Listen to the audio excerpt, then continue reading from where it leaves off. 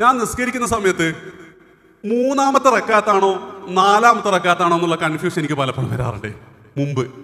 അതേപോലെ തന്നെ ഈ ആദ്യത്തെ ഒരു അത്തഹിയാത്തുമില്ലേ, അത് ഇരുന്നുണ്ടോയെന്ന് എനിക്ക് എപ്പോഴും ഡൗട്ടായിരിക്കും. പക്ഷേ ഇത് മൂന്നാമത്തെ റക്ക കഴിഞ്ഞത് ഇരുന്നുണ്ടോ, കാരണം അത്രമാത്രം എന്തായിരുന്നു ഫോക്കസ് ഇല്ലാതെയായിരുന്നു നിസ്കരിച്ചുകൊണ്ടിരുന്നത്. പക്ഷെ അതിനുശേഷം ഞാൻ നിസ്കാരത്തിൽ കൂടുതൽ ശ്രദ്ധ കൊടുത്തു തുടങ്ങിയപ്പം എൻ്റെ ലൈഫിലെ ബാക്കി എല്ലാ കാര്യത്തിലും എനിക്ക് നല്ല ഫോക്കസ് കൊടുക്കാൻ പറ്റും. എത്രത്തോളം എന്ന് വെച്ച് കഴിഞ്ഞാൽ എൻ്റെ ഓഫീസിലേക്ക് പോകുമ്പോൾ ലിഫ്റ്റ് ഇറങ്ങിക്കഴിഞ്ഞാൽ ഒരു ഇൻഡോർ പ്ലാന്റ് ഉണ്ട്.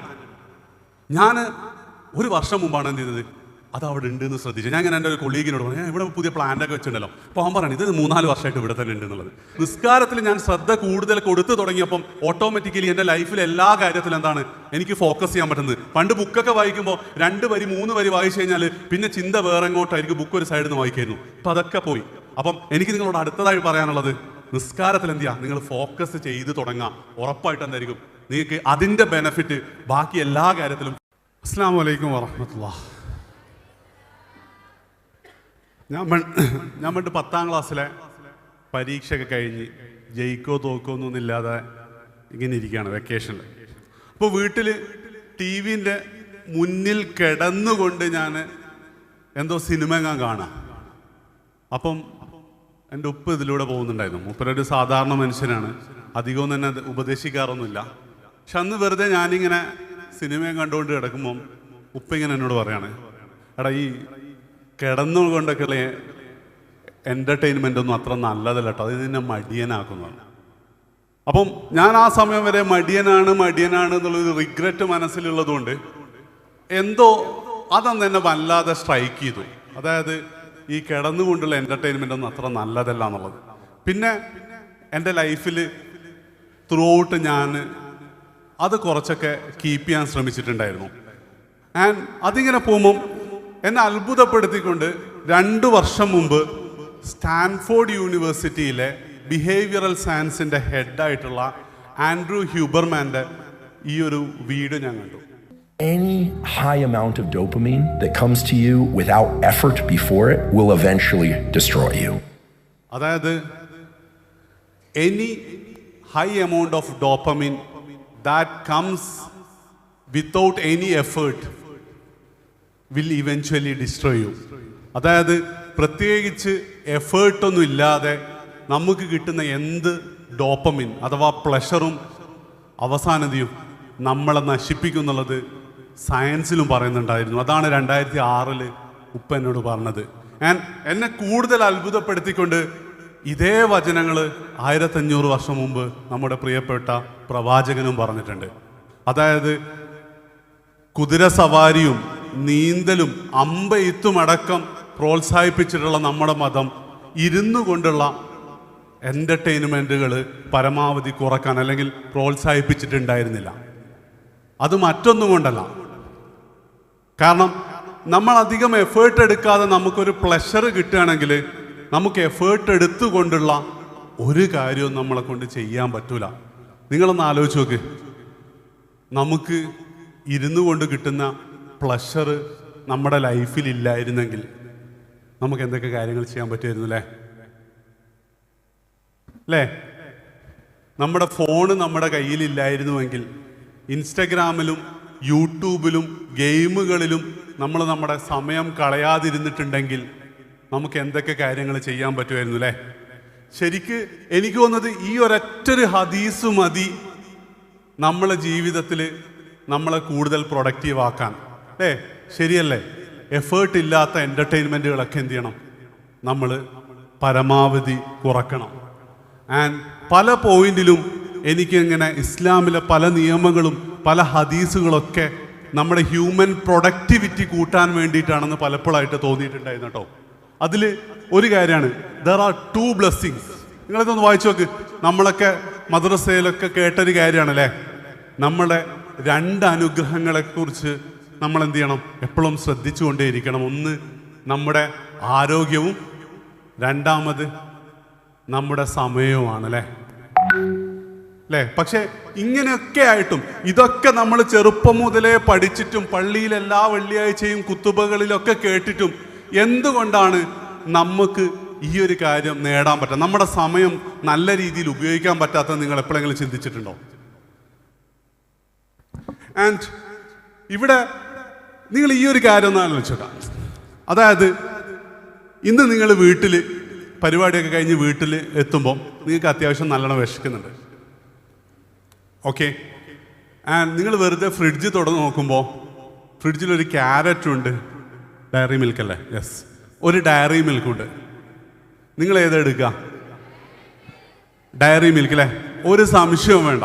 ആൻഡ് ഇതിലത്ര തെറ്റൊന്നും പറയാനാവില്ല കേട്ടോ. അതായത് നമ്മളെ ജീവിതത്തിൽ നമുക്ക് മുന്നോട്ട് നീങ്ങണമെങ്കിൽ ഈ ഒരു കാര്യം വേണം. നമുക്ക് സന്തോഷം നൽകുക, ഒരു ചോയ്സ് കിട്ടുകയാണെങ്കിൽ നമുക്ക് കൂടുതൽ ബെനിഫിഷ്യലായ, നമുക്ക് കൂടുതൽ സന്തോഷം തരുന്ന കാര്യമാണ് നമ്മൾ ചെയ്യുക. അതേ സ്ഥാനത്ത് നിങ്ങൾ ഫ്രിഡ്ജ് തുറന്നു നോക്കുമ്പോൾ ഫ്രിഡ്ജിൽ ക്യാരറ്റ് മാത്രമേ ഉള്ളൂ. പക്ഷെ ഫ്രിഡ്ജിൻ്റെ മുകളിൽ എന്തുണ്ട്? ഒരു 10 രൂപ ഉണ്ട്. നമുക്ക് വേണമെങ്കിൽ ആ 10 രൂപ എടുത്തിട്ട് കടയിൽ പോയിട്ട് ഡയറി മിൽക്ക് വാങ്ങി കഴിക്കാം. ഈ ഒരു സിറ്റുവേഷനാണ് നിങ്ങൾ എന്താ ചെയ്യുക? തൽക്കാലം ക്യാരറ്റ് കൊണ്ട് നമ്മൾ സംരക്ഷിക്കും അല്ലേ? തൽക്കാലം ക്യാരറ്റ് കൊണ്ട് നമ്മൾ അഡ്ജസ്റ്റ് ചെയ്യും അല്ലേ? ശരിയല്ലേ?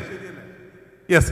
ഈ ഒരു കാര്യം ഞാൻ പറയുന്നത് എന്തുകൊണ്ടാണെന്ന് വെച്ച് കഴിഞ്ഞാൽ ഇതാണ് നമ്മുടെ ലൈഫിൽ സംഭവിച്ചുകൊണ്ടിരിക്കുന്ന കാര്യം. നിങ്ങളൊന്ന് ആലോചിച്ച് നോക്ക്.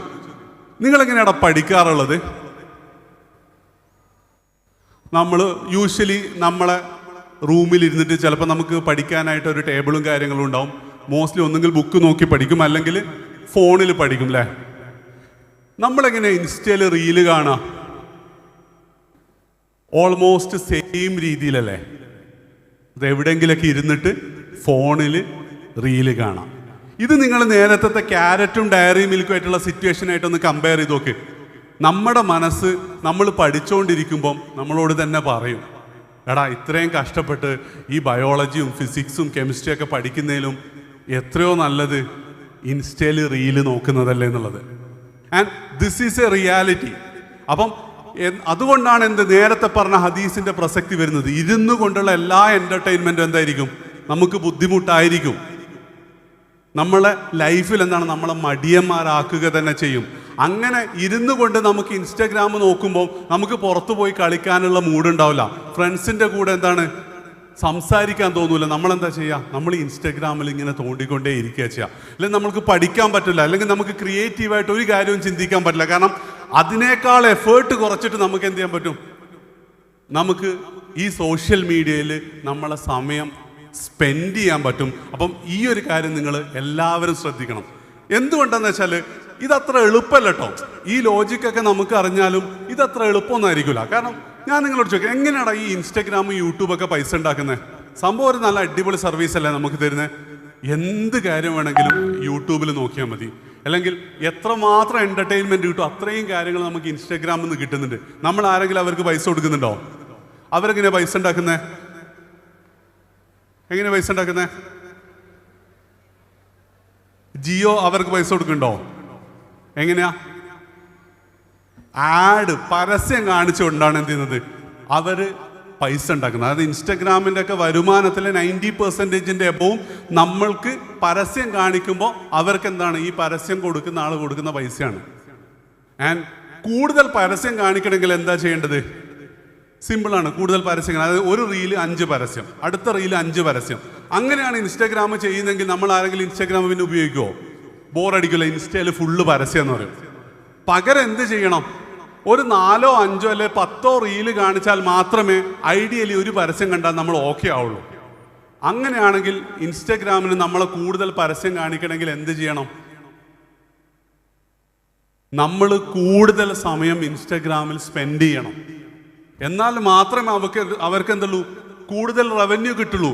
ആൻഡ് ഈ ഒരൊറ്റ പർപ്പസ് കാരണം ലോകത്ത് ഉള്ള ഒത്തിരി സ്റ്റാൻഫോർഡിലും ഹാർവാർഡിലൊക്കെ പഠിച്ച ബിഹേവിയറൽ സയൻസും ന്യൂറോ സയൻസിലൊക്കെ PhD ഒക്കെ നേടിയ ഒരുപാട് പ്രൊഫസർമാർ ഇൻസ്റ്റഗ്രാമിലും യൂട്യൂബിലും ടിക്ടോക്കിലും അതുപോലുള്ള എല്ലാ സോഷ്യൽ മീഡിയയിലും വർക്ക് ചെയ്യുന്നുണ്ട്. അവർക്ക് ഒരൊറ്റ കാര്യം മാത്രമേ ഉള്ളൂ, ഒരൊറ്റ ഉദ്ദേശം മാത്രമേ ഉള്ളൂ: നമുക്ക് എങ്ങനെ നമ്മുടെ സമയം കൂടുതൽ ഇൻസ്റ്റഗ്രാമിൽ അല്ലെങ്കിൽ ടിക്ടോക്കിൽ അല്ലെങ്കിൽ യൂട്യൂബിൽ സ്പെൻഡ് ചെയ്യാൻ പറ്റുമെന്ന് ആലോചിച്ചുകൊണ്ടിരിക്കാം. സോ ഈ ഒരു ഗെയിമിൽ എന്തല്ല, ഈ ഒരു ഗെയിമിൽ നമ്മൾ ഒരിക്കലും ജയിക്കാൻ പോകുന്നില്ല. നിങ്ങളൊന്ന് ആലോചിച്ച് നോക്ക്. നമ്മൾ മത്സരിക്കുന്ന ആരോടാ? സ്റ്റാൻഫോർഡിലും ഹാർവാർഡിലൊക്കെ ബിഹേവിയറൽ സയൻസിലൊക്കെ PhD നേടിയ ആൾക്കാരുടെ റിസർച്ചുമായിട്ടാണ് നമ്മൾ മത്സരിച്ചുകൊണ്ടേയിരിക്കുന്നത്. അപ്പം അവിടെ നമുക്ക് വിജയിക്കണമെങ്കിൽ നമ്മൾ കൃത്യമായിട്ട് എന്ത് ചെയ്യണം? കൃത്യമായിട്ടും നമ്മൾ ഡിസിപ്ലിൻഡ് ആയിട്ട് കറക്റ്റ് ഇതൊരു ത്രെറ്റാണെന്നും അത് മനസ്സിലാക്കിക്കൊണ്ട് അതിനെതിരെ നമ്മൾ ജീവിക്കേണ്ടതുണ്ട്.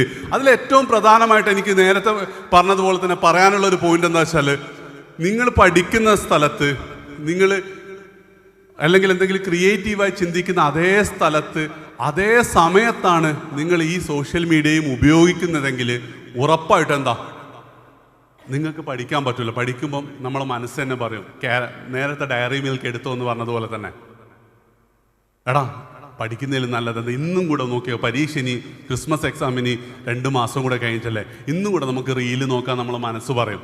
അതുകൊണ്ട് നമ്മൾ എന്ത് ചെയ്യണം? സോഷ്യൽ മീഡിയ പൂർണ്ണമായിട്ട് ഒഴിവാക്കണം എന്ന് ഞാൻ പറയുന്നില്ല. ഞാൻ പറഞ്ഞാൽ എന്തായിരിക്കും, നിങ്ങളെ കൊണ്ടത് പറ്റൂല. പക്ഷേ സോഷ്യൽ മീഡിയയും നിങ്ങളുടെ പ്രൊഡക്റ്റീവ് സ്പേസും തമ്മിൽ എന്ത് ചെയ്യണം? നിങ്ങൾ കൃത്യമായിട്ടുള്ള ഗ്യാപ്പ് നിങ്ങൾ വെക്കണം. ഈ സ്ലൈഡ് വന്നില്ലേ? യെസ്. കൃത്യമായിട്ടുള്ള ഗ്യാപ്പ് നിങ്ങൾ വെച്ചാൽ മാത്രമേ എന്ത് ചെയ്യുള്ളൂ, നിങ്ങൾക്ക് അത് ചെയ്യാൻ പറ്റുള്ളൂ. അതായത് നിങ്ങൾ പഠിക്കുന്ന സമയം ഏതാണോ ആ സമയത്ത് നിങ്ങൾ ഒരു കാരണവശാലും സോഷ്യൽ മീഡിയ ഉപയോഗിക്കില്ല എന്ന് നിങ്ങൾ തീരുമാനിക്കണം. അതേപോലെ തന്നെ പഠിക്കുന്ന സ്പേസ് ലൊക്കേഷനിലും അല്ലെ പഠിക്കുന്ന സ്ഥലത്തും നിങ്ങൾ സോഷ്യൽ മീഡിയ ഉപയോഗിക്കില്ല എന്ന് ഇന്ന് ഈ നിമിഷം തീരുമാനിച്ചാൽ നിങ്ങൾക്ക് അതിൻ്റെ റിസൾട്ട് നാളെ മുതൽ കിട്ടും. അതായത് ഞാൻ രാത്രി 7 മണി മുതൽ 10 മണി വരെ എൻ്റെ സ്റ്റഡി ടേബിളിൽ വെച്ചാണ് ഞാൻ പഠിക്കാറുള്ളത് എങ്കിൽ ഇനി ഒരിക്കലും രാത്രി 7 to 10 നമ്മൾ സോഷ്യൽ മീഡിയ ഉപയോഗിക്കില്ല. അതേപോലെ തന്നെ ആ സ്റ്റഡി ടേബിളിൽ വെച്ച് ഒരു കാരണവശാലും ഒരു കാലത്തും സോഷ്യൽ മീഡിയ ഉപയോഗിക്കില്ല എന്ന് നിങ്ങൾ തീരുമാനിച്ചാൽ നിങ്ങൾക്ക് എന്ത് ചെയ്യാൻ പറ്റും? ആ മനസ്സിൻ്റെ ട്രിഗർ നിങ്ങൾക്ക് ഒഴിവാക്കാൻ പറ്റും. ഒരുപാട് സമയം നിങ്ങൾക്ക് കിട്ടുകയും ചെയ്യും. സോ എപ്പോഴും നിങ്ങൾ എന്ത് ചെയ്യണം? കരുതിയിരിക്കണം ഇരുന്നു കൊണ്ടുള്ള വിനോദങ്ങളെ. അടുത്തതായിട്ട് ഒരുപാട് കുട്ടികളുടെ ഏറ്റവും വലിയ പ്രശ്നം എന്ന് പറയുന്നത് ഇതെന്താ സ്ലൈഡ്? യെസ്. ഇപ്പം എജ്യൂപോർട്ടിൻ്റെ കേസ് തന്നെ എടുക്കുകയാണെങ്കിലും ഞങ്ങൾ നമ്മളെ കുട്ടികളുടെ ബിഹേവിയേഴ്സും കാര്യങ്ങളൊക്കെ നോക്കുമ്പം പലപ്പോഴും എന്താണ്, പഠിച്ചുകൊണ്ടിരിക്കുമ്പം ഒരു ജസ്റ്റ് ഇൻസ്റ്റയിലുള്ള ഒരു മെസ്സേജ് ആയിരിക്കും, ചിലപ്പോൾ ഫ്രണ്ട്സ് ആരെങ്കിലും ഒരു റീൽ അയച്ചു കൊടുത്തതായിരിക്കും. ആ റീല് നോക്കാൻ പോകും, വേഗം തിരിച്ചു വരണം എന്ന് പറയും. ആ റീല് കണ്ടാൽ തൊട്ടടുത്ത റീൽ എന്താണ്, അടുത്ത നോക്കും. പിന്നെ അവർ ഈ പരിസരത്തേ വരില്ല. അതുകൊണ്ട് ഇവൻ നമ്മുടെ ആപ്പുകളിൽ പോലും എന്ത് ചെയ്യുന്നുണ്ട്, ഞങ്ങൾ ഈ റീൽ ബ്ലോക്കറും ടൈമുകളും കാര്യങ്ങളൊക്കെ ബ്ലോക്ക് ചെയ്തുകൊണ്ടുള്ള സിസ്റ്റം ഞങ്ങൾ കൊണ്ടുവരാൻ നിർബന്ധിതരാണ്. അല്ലെങ്കിൽ കുട്ടികളെ കൊണ്ട് പഠിക്കാൻ പറ്റൂല എന്നുള്ളത്. അതായത് നിങ്ങളുടെ തെറ്റല്ല ഇത്. ഈ സോഷ്യൽ മീഡിയകൾ നമ്മളെന്താണ് അതിലേക്ക് അഡിക്റ്റഡ് ആക്കുകയാണ്. അപ്പോൾ അതിലെന്ത് ചെയ്യണം? നമ്മൾ ഇതേപോലത്തെ പ്രിവെൻഷൻ കൊണ്ടുവരണം എന്നുള്ളതാണ് എനിക്ക് ആദ്യം നിങ്ങളോട് പറയാനുള്ളത്. രണ്ടാമതായിട്ട് നിങ്ങളുടെ ഏറ്റവും വലിയ പ്രശ്നം എന്ന് പറയുന്നത് ഫോക്കസ് ആയിരിക്കും അല്ലേ? നമുക്ക് ശ്രദ്ധയില്ല, പഠിക്കുന്ന സമയത്ത് നമുക്ക് ഫോക്കസ് കിട്ടില്ല. ഈ ഫോക്കസ് കൂട്ടാൻ എല്ലാവരും പറയുന്നൊരു കാര്യമാണ് മൈൻഡ്ഫുൾനെസ് എന്താടാ? നിങ്ങളിവിടെ കേട്ടിട്ടുണ്ടോ? മൈൻഡ്ഫുൾനെസ് എന്ന് പറഞ്ഞു കഴിഞ്ഞാൽ നമ്മളിപ്പോൾ ഒരു ബിരിയാണി കഴിക്കാൻ തരുതാം. ബിരിയാണി കഴിക്കുകയാണെങ്കിൽ നമ്മളെന്താ, ഈ ഫുഡ് ബ്ലോഗർമാരൊക്കെ ബിരിയാണി കഴിക്കുന്ന പോലെ അത് ആസ്വദിച്ച്, നല്ല വേവുള്ള അരിയാണല്ലോ, ചിക്കൻ എന്താണ് ജ്യൂസിയാണ്, ടെൻഡർ ആണെന്നുള്ള രീതിയിൽ എന്താണോ നമ്മൾ ചെയ്യുന്നത് അതിൽ തന്നെ ഫോക്കസ് ചെയ്ത് നിൽക്കുക എന്നുള്ളതാണ്. ഇത് നമ്മൾ ഒരു സ്ഥലത്ത് പരീക്ഷിക്കുകയാണെങ്കിൽ ഓട്ടോമാറ്റിക്കലി നമ്മുടെ ഫോക്കസ് കൂടുന്ന. നമ്മളെ സംബന്ധിച്ചിടത്തോളം മൈൻഡ്ഫുൾനെസ് ട്രൈ ചെയ്യാനുള്ള ഏറ്റവും നല്ലൊരു അവസരമുണ്ട്. എല്ലാ ദിവസവും 5 നേരം അല്ലേ നമ്മൾ നിസ്കരിക്കുന്ന സമയത്ത്. അതായത് ഈ മൈൻഡ്ഫുൾനെസ്സിനെ കുറിച്ച് പഠിച്ചപ്പം ഞാനത് ആദ്യം പ്രയോഗിച്ചത് നിസ്കാരത്തിലായിരുന്നു. അതിനു മുമ്പ് എൻ്റെ നിസ്കാരത്തിന് കുറച്ച് പ്രശ്നങ്ങൾ, ഈ ഒരു സദസ്സിൽ അത് പറയാൻ പറ്റുമെന്ന് അറിയില്ല. അതായത് നിങ്ങൾക്ക് ഉണ്ടാവുമെന്ന് എനിക്കറിയില്ല കേട്ടോ. ഞാൻ നിസ്കരിക്കുന്ന സമയത്ത് 3-ാമത്തെ റക്കാത്താണോ 4-ാമത്തെ റക്കാത്താണോ എന്നുള്ള കൺഫ്യൂഷൻ എനിക്ക് പലപ്പോഴും വരാറുണ്ട് മുമ്പ്. അതേപോലെ തന്നെ ഈ ആദ്യത്തെ ഒരു അത്തഹിയാത്തുമില്ലേ, അത് ഇരുന്നുണ്ടോയെന്ന് എനിക്ക് എപ്പോഴും ഡൗട്ടായിരിക്കും. പക്ഷേ ഇത് 3-ാമത്തെ റക്കാത്ത് കഴിഞ്ഞത് ഇരുന്നുണ്ടോ? കാരണം അത്രമാത്രം എന്തായിരുന്നു, ഫോക്കസ് ഇല്ലാതെയായിരുന്നു നിസ്കരിച്ചുകൊണ്ടിരുന്നത്. പക്ഷെ അതിനുശേഷം ഞാൻ നിസ്കാരത്തിൽ കൂടുതൽ ശ്രദ്ധ കൊടുത്തു തുടങ്ങിയപ്പം എൻ്റെ ലൈഫിലെ ബാക്കി എല്ലാ കാര്യത്തിലും എനിക്ക് നല്ല ഫോക്കസ് കൊടുക്കാൻ പറ്റും. എത്രത്തോളം എന്ന് വെച്ച് കഴിഞ്ഞാൽ എൻ്റെ ഓഫീസിലേക്ക് പോകുമ്പോൾ ലിഫ്റ്റ് ഇറങ്ങിക്കഴിഞ്ഞാൽ ഒരു ഇൻഡോർ പ്ലാന്റ് ഉണ്ട്. ഞാൻ ഒരു വർഷം മുമ്പാണ് എന്ത് ചെയ്തത്, അത് അവിടെ ഉണ്ട് എന്ന് ശ്രദ്ധിച്ചു. ഞാൻ ഇങ്ങനെ എൻ്റെ ഒരു കൊളീഗിനോട് പറഞ്ഞു, ഞാൻ ഇവിടെ പുതിയ പ്ലാന്റൊക്കെ വെച്ചിട്ടുണ്ടല്ലോ. അപ്പോൾ അവൻ പറയണം ഇത് 3-4 വർഷമായിട്ട് ഇവിടെ തന്നെ ഉണ്ട് എന്നുള്ളത്. അതേപോലെ തന്നെ നമ്മളൊരു സാറോട് ഞാനിങ്ങനെ ചോദിച്ചു, സാർ ഇപ്പോൾ ഫുള്ള് ടിപ്പ് ടോപ്പിലാണല്ലോ, ജീൻസൊക്കെ ഇട്ടാണല്ലോ. അപ്പോൾ സാർ പറയണേ ഞാൻ കുറേ കാലമായിട്ട് ജീൻസ് തന്നെയാണ്. കാരണം എന്താ, അങ്ങനത്തെ ഒരു കാര്യവും എനിക്ക് ശ്രദ്ധിക്കാൻ പറ്റുന്നുണ്ടായിരുന്നില്ല. പക്ഷേ നിസ്കാരത്തിൽ ഞാൻ ശ്രദ്ധ കൂടുതൽ കൊടുത്തു തുടങ്ങിയപ്പം ഓട്ടോമാറ്റിക്കലി എൻ്റെ ലൈഫിൽ എല്ലാ കാര്യത്തിലും എന്താണ് എനിക്ക് ഫോക്കസ് ചെയ്യാൻ പറ്റുന്നത്. പണ്ട് ബുക്കൊക്കെ വായിക്കുമ്പോൾ 2 വരി 3 വരി വായിച്ചു കഴിഞ്ഞാൽ പിന്നെ ചിന്ത വേറെ എങ്ങോട്ടായിരിക്കും, ബുക്ക് ഒരു സൈഡിൽ നിന്ന് വായിക്കായിരുന്നു. അപ്പം അതൊക്കെ പോയി. അപ്പം എനിക്ക് നിങ്ങളോട് അടുത്തതായി പറയാനുള്ളത്, നിസ്കാരത്തിൽ എന്ത് ചെയ്യുക, നിങ്ങൾ ഫോക്കസ് ചെയ്ത് തുടങ്ങുക. ഉറപ്പായിട്ട് എന്തായിരിക്കും നിങ്ങൾക്ക് അതിൻ്റെ ബെനഫിറ്റ് ബാക്കി എല്ലാ കാര്യത്തിലും ഫോക്കസ് കിട്ടുന്ന രീതിയിൽ നിങ്ങൾക്ക് കിട്ടും. ആൻഡ് നെക്സ്റ്റ്, പലപ്പോഴും പ്രൊഡക്ടിവിറ്റി ഗുരുക്കളൊക്കെ പറയുന്നൊരു കാര്യമാണ് ഡീപ്പ് വർക്ക് വേണം. അതായത് പലപ്പോഴും നമ്മളൊരു കാര്യം ഇപ്പോൾ പഠിച്ചുകൊണ്ടിരിക്കുമ്പോൾ ചിലപ്പോൾ വാട്സപ്പിൽ ഒരു മെസ്സേജ് വരിക, അല്ലെങ്കിൽ ഇൻസ്റ്റഗ്രാമിൽ എന്തേ സാധനം വരിക, അല്ലെങ്കിൽ ആരെങ്കിലുമൊക്കെ വിളിക്കുക. അതായത് നമ്മളൊരു കാര്യം ചെയ്തുകൊണ്ടിരിക്കുമ്പം അതിൽ നിന്നും ഒരു 2 സെക്കൻഡാണ് ഡിസ്ട്രാക്റ്റഡ് ആണെങ്കിലും ചിലപ്പോൾ എന്തായിരിക്കും നമ്മുടെ ആ ഒരു ഫ്ലോ മിസ്സാവും. പലപ്പോഴും നിങ്ങൾക്ക് അത് ഫീൽ ചെയ്തിട്ടില്ലടാ. ഓക്കെ, അപ്പം അത് ഒഴിവാക്കാൻ എല്ലാ കാര്യത്തിൽ നിന്നും ഡിസ്കണക്ട് ചെയ്തിട്ടുള്ള കുറച്ച് സമയം, ഒരു ദിവസം ഒരു 3-4 മണിക്കൂറെങ്കിലും ഒരു മനുഷ്യന് വേണമെന്ന് പറയുന്നത്. നമ്മളെ സംബന്ധിച്ചിടത്തോളം ആ 3-4 മണിക്കൂർ എപ്പോൾ ചെയ്യാൻ പറ്റും? സുബഹിയോടുകൂടി ചെയ്യാൻ പറ്റും. അപ്പം എൻ്റെ ഒരു ഡേ എന്ന് പറയുന്നത്, ഞാൻ ഓഫീസിൽ പോകുന്നതിന് മുമ്പ് എൻ്റെ ആ ഒരു ഡീപ്പ് വർക്കിൻ്റെ സമയം ഞാൻ ചെയ്തു തീർക്കാറുണ്ട്. സുബഹിക്ക് മുന്നേ എഴുന്നേറ്റ് സുബഹി നിസ്കരിച്ചിട്ടുള്ള ഒരു 3 മണിക്കൂറോളം എനിക്ക് ഒരു ഡിസ്ട്രാക്ഷൻ ഇല്ലാതെ എൻ്റെ കാര്യങ്ങൾ ചെയ്യാൻ പറ്റും. നിങ്ങൾ അതുപോലെ ഒന്ന് ചെയ്തു നോക്കിക്കഴിഞ്ഞാൽ നിങ്ങൾക്ക് ആ ഒരു ഫോക്കസ്ഡ് ആയിട്ട് കിട്ടുന്ന ഒരു 3 മണിക്കൂർ നിങ്ങളെ ലൈഫിൽ എന്ത് ചെയ്യാൻ പറ്റും? ഒരുപാട് ക്രിയേറ്റീവായിട്ടുള്ള നല്ല കാര്യങ്ങൾക്ക് നിങ്ങൾക്ക് ഉപയോഗിക്കാൻ പറ്റുന്നതാണ്. ആൻഡ് നെക്സ്റ്റ്, എല്ലാ ആൾക്കാരും പറയുന്നൊരു കാര്യമാണ് എന്ത്, നമ്മളുടെ മനസ്സിന് ശാന്തി വേണം, സമാധാനം വേണം എന്നുള്ളത്. നമ്മുടെ മനസ്സിന് ശാന്തി കിട്ടാൻ, സമാധാനം കിട്ടാനുള്ള ഏറ്റവും നല്ല ഒരു മാർഗം എന്താടാ, റസൂൽ എന്താ പഠിപ്പിച്ചു തന്നത്? നമ്മൾ ഖുർആനുമായിട്ട് അടുത്താൽ മതി എന്നാണ്.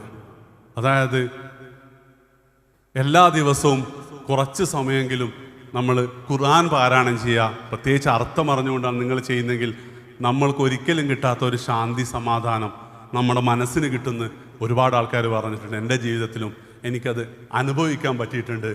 ആൻഡ്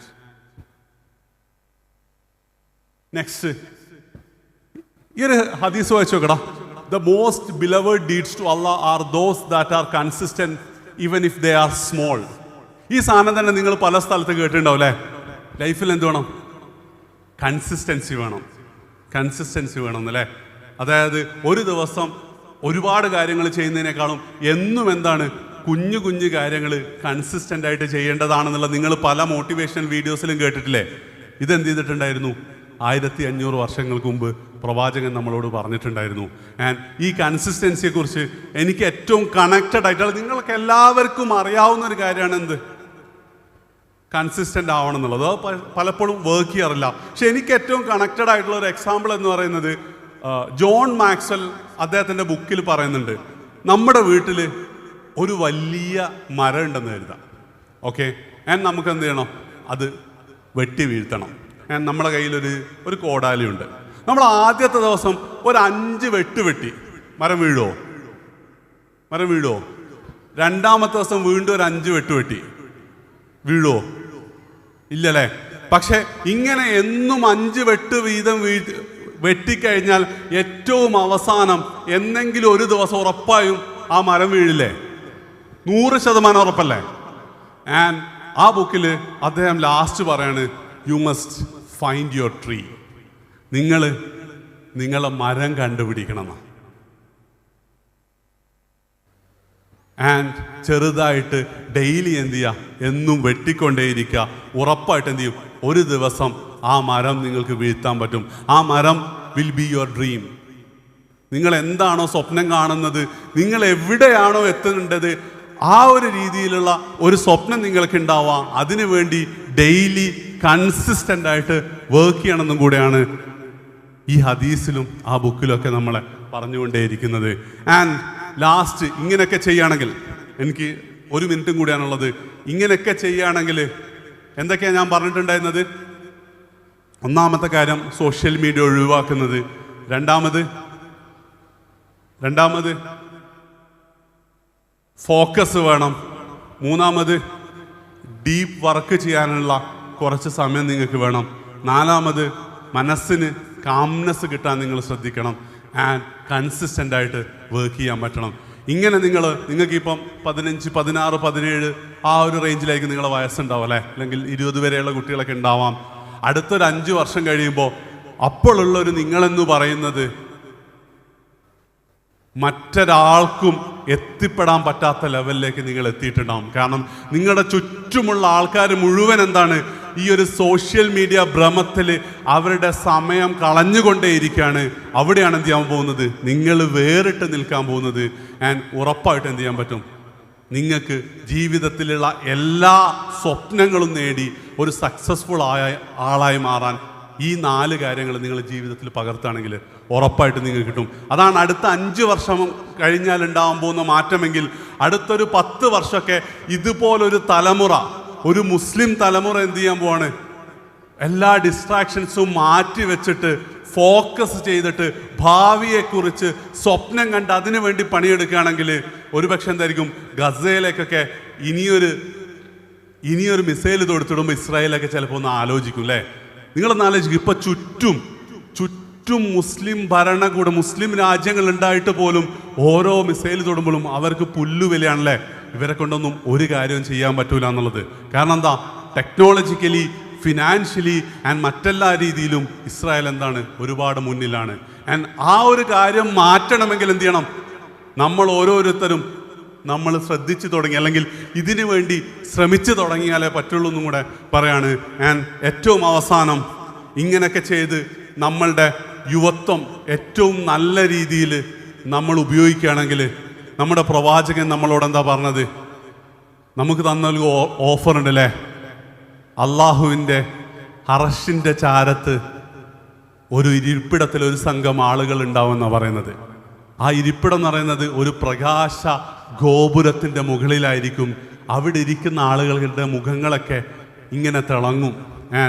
അവർ പ്രവാചകന്മാരോ അല്ലെങ്കിൽ ശുഹദാക്കളോ അല്ലെങ്കിൽ സിദ്ദീഖീങ്ങൾ മാത്രമായിരിക്കില്ല, പകരം നമ്മുടെ യുവത്വം അള്ളാഹുവിൻ്റെ മാർഗത്തിൽ സ്പെൻഡ് ചെയ്ത ആൾക്കാർ കൂടെ ആയിരിക്കും. അങ്ങനെ നമ്മൾ നമ്മുടെ എല്ലാ സൽക്കർമ്മങ്ങളും ചെയ്ത് നാളെ പരലോകത്ത് അർശിൻ്റെ തണലിലേക്ക് നടന്നെടുക്കുമ്പോൾ നമ്മൾക്ക് നമ്മുടെ പ്രവാചകൻ്റെ റസൂലിൻ്റെ കൈ പിടിച്ചുകൊണ്ട് മറ്റ് പ്രവാചകന്മാരോട് നമുക്ക് സലാം പറയാൻ പറ്റും. സിദ്ദീഖ് അക്ബറിൻ്റെയും ഉമർ റളിയല്ലാഹു അൻഹുവിൻ്റെ ഒക്കെ കൂടെ അവരോടൊക്കെ കുശലം പറഞ്ഞ് അവരോടൊക്കെ ഒത്ത് സ്വർഗത്തിലെ ആ സ്വർഗീയ ആരാമത്തിലെ ഭക്ഷണം നമുക്ക് കഴിക്കാൻ പറ്റും. ആൻഡ് ഏറ്റവും അവസാനം നമ്മൾ നമ്മുടെ നാഥനെ കണ്ടുമുട്ടും. പുഞ്ചിരിയോടുകൂടി നമ്മളെ നാഥൻ്റെ മുന്നിൽ, നാഥൻ്റെ മുഖത്തേക്ക് നമ്മളിങ്ങനെ ആ ഒരു പ്രകാശത്തിലേക്ക് നോക്കുമ്പോൾ നമ്മുടെ റബ്ബ് നമ്മളോട് പറയും, ഞാൻ നിങ്ങളിൽ സംതൃപ്തനായിരിക്കുന്നു എന്നുള്ളത്. അങ്ങനെ ഉള്ളൊരു കിനാവ് കൂടെ എന്ത് ചെയ്യണം, നമുക്ക് ഓരോരുത്തർക്കും ഉണ്ടായിരിക്കണം. അതിന് റബ്ബ് നമ്മളെ തുണക്കുമാറാവട്ടെ. അസ്സലാമു അലൈക്കും.